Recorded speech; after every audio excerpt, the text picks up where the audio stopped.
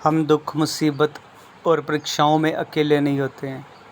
प्रकाशित वाक्य 3:17 में लिखा है, बहुत ही इम्पोर्टेंट वचन है, आपने ध्यान से सुनना है, ध्यान से समझना है कि तू जो कहता है कि मैं धनी हूँ और धनवान हो गया हूँ, मुझे किसी वस्तु की घटी नहीं, और यह नहीं जानता कि तू अभागा और तुच्छ और कंगाल और अंधा और नंगा है।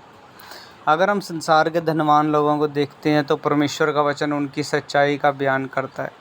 परमेश्वर की दृष्टि में धनवान व्यक्ति तुच्छ, कंगाल, अंधा और नंगा होता है, क्योंकि जब अमीर और गरीब व्यक्ति के जीवन में कोई दुख आता है तो उस दुख में वह अकेला होता है।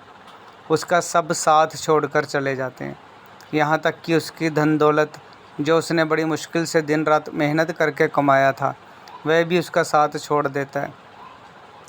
कि अगर उसने उस पैसे से कोई भी भलाई का काम नहीं किया है तो वह परमेश्वर की दृष्टि में इस दुनिया का सबसे गरीब इंसान है। यूहन्ना 14:18 में लिखा है, मैं तुम्हें अनाथ ना छोड़ूंगा, मैं तुम्हारे पास आता हूँ।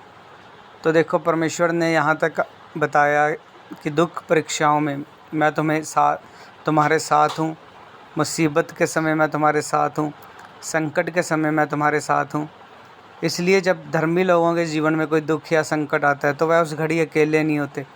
मुझे याद है, मुझ पर कई बार शैतानी अटैक हुए, क्योंकि हमें मालूम नहीं होता कब कहाँ से क्या होने वाला है।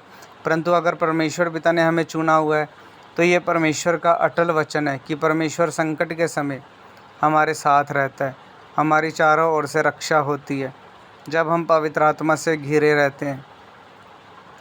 भजन संहिता 91:14 में लिखा है, उसने जो मुझसे स्नेह किया इसलिए मैं उसको छुड़ाऊंगा, मैं उसको ऊंचे स्थान पर रखूंगा, क्योंकि उसने मेरे नाम को जान लिया है।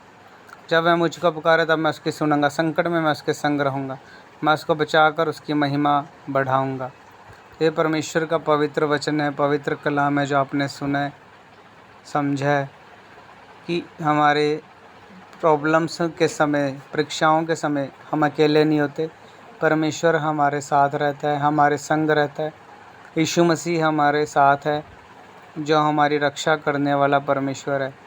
तो वो हमारा स्वर्गीय धन है जो हमें मिला है, और हमें यीशु मसीह पर विश्वास करने के द्वारा, ग्रहण करने के द्वारा, परमेश्वर की आत्मा को उस वचन पर चलने के द्वारा हमारी रक्षा होती है। इसलिए दाऊद कहता है, राजा दाऊद कहता है कि यहोवा मेरी ढाल है और मेरा शरण स्थान है।